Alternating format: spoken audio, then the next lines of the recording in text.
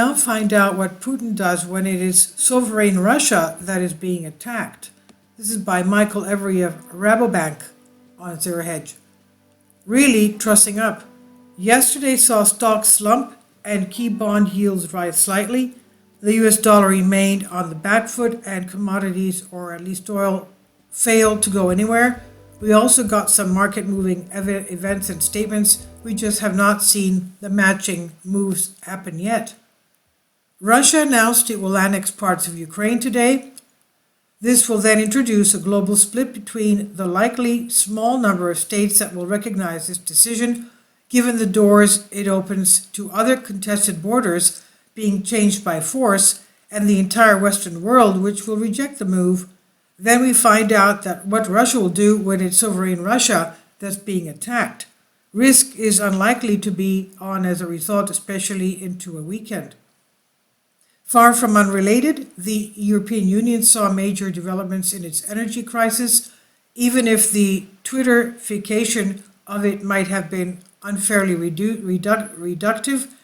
How about EU official president of the EU Council, Michael, believes the EU needs to tackle high gas prices and electricity prices. It's up to the experts to find out the details. Such royal hand-waving, unlikely to how reality works, is how we get into this mess in the first place. But things were figured out, not as former BOE Governor Carney said of the UK, a needed rush for nuclear power. Rather, Germany, where inflation hit 10.9% and the government warned the energy crisis becoming a broader social crisis, offered a Euro $200 billion protective shield to keep the price of electricity down. That means massive state subsidies and debts for years, with no energy rationing in place, as the country starts to run dreaded twin deficits and as the ECB, the European Central Bank, raises its rates. Those Europeans talking about Schadenfreude looking at the UK should be aware that while number 10 and 11 are acting like the Mad Hatter, and March Hare at the Tea Party Europe is also living in Wonderland.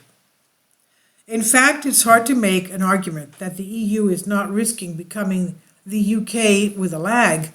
To hammer home the point, the ESRB regulators report the EU faces severe risks to its financial system, with the Ukraine war only possibly creating a combination of slow growth, falling prices, and market stress.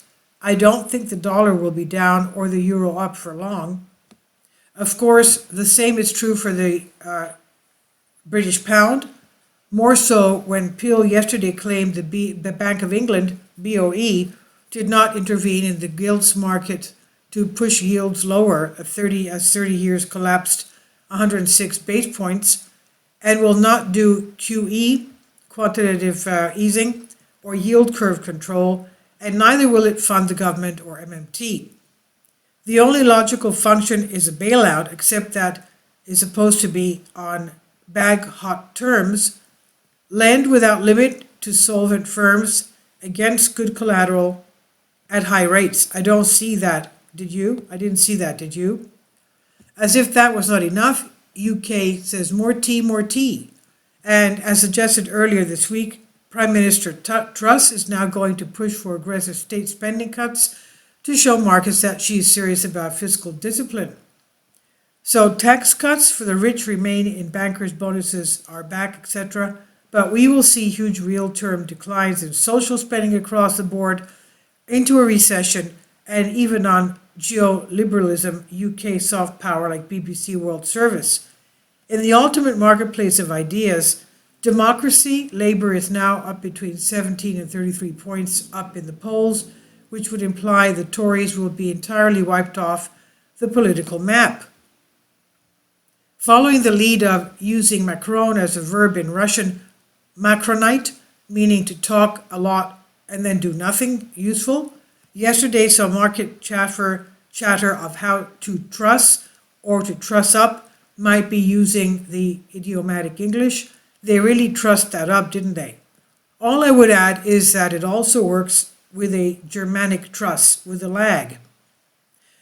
Meanwhile, the Fed sent the message rates are going to keep rising regardless, even if we see a recession.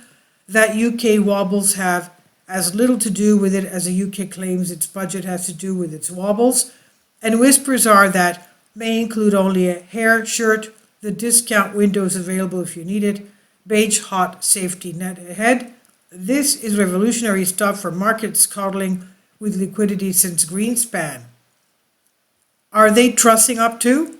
Larry Summers, who is being mentioned so often it surely cannot be a coincidence, is saying he sees the present backdrop looking like August 2007, some think August 2008. In either case, the PBOC is now leaning back towards bubbles regardless, allowing nearly 24 cities to lower mortgage rates for purchases of a primary property. The problem is that everyone can see that aside from a few hotspots, property is overpriced and oversupplied, and prices are going to fall anyway. Now the mania has faded, so why rush to buy? The other problem is that if the PBOC succeed, it means inflation for everyone else. The PMI reading of 50.1 today, up from 49.4, is neither here nor there, but the private Cakeson PMI at 48.1 versus 49.5 expected was there, not here. As Mexico just hiked rates 75 base points to 9.25%, Bloomberg also noted that RBA faces an uphill battle to not be as hawkish as everyone else, and does not note because housing. It quotes that there are some lingering issues around credibility and communication, which remind me of the quip from Gandhi. Quote, "What do you think of Western civilization?" Quote, "I think it would be a good idea." Of course, BOJ is still doing its own sweet thing, boosting regular bond purchases this morning to try to cap upwards pressure on yields, which can only mean downwards pressure on the JPY. I would write more, but it's been a hell of a week for me personally, and I'm too trussed up to do so. End of the month, end of the quarter, end of our tethers. And this is on Zero Hedge by Michael Every of Rabobank. Please leave your comments. Thank you for your support. Kindly support my Patreon account. The daily posts are 5 videos daily, and they are totally different from what I have on my YouTube channel. Thank you so much for your support and that you find all my content so interesting. You'll find the Patreon account details in the description box below.